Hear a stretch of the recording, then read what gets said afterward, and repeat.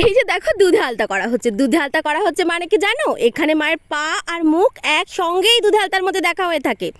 আমাদের যেহেতু সারা বছর ধরে মা আমাদের মন্দিরে থাকেন, তাই ঠিক পরের দিন দধিকর্মা অর্থাৎ সুতো কাটার অনুষ্ঠানটা হয়ে যায়। প্রত্যেক বছর না বৃষ্টিটা ঠিক পুজোর দিনে হয়, যেহেতু এবছর হয়নি, ব্যাটার ঠিক পরের দিন হয়ে পুষিয়ে দিল, এত পরিমাণে বৃষ্টি হলো না। সুস্মিতা ডায়েরিতে তোমাদের সকলকে স্বাগত। তোমরা সকলে কেমন আছো? আমি ভালো আছি। চলে এসেছি আরেকটা নতুন মিনি ব্লগ নিয়ে তোমাদের সকলের সঙ্গে শেয়ার করার জন্য। কয়েকজন চলে গেছিলো, বাট যে কজন ভাই বোন ছিলাম তাই ভাবলাম চলো পিকনিক করা যাক।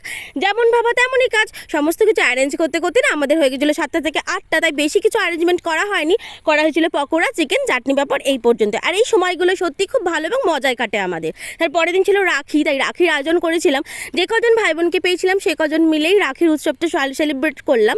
আর আমি প্রত্যেকবার আমার ভিডিওতে তাড়াতাড়ি ভয়েস ওভার দিই, তাই ভালো একটু আসতে দিয়ে দেখি তোমাদের কেমন লাগে। আজকের ভিডিও এই পর্যন্তই, দেখাবে নতুন কোনো ভিডিও নিয়ে। ভালো লাগে লাইক সাবস্ক্রাইব করতে ভুলো না।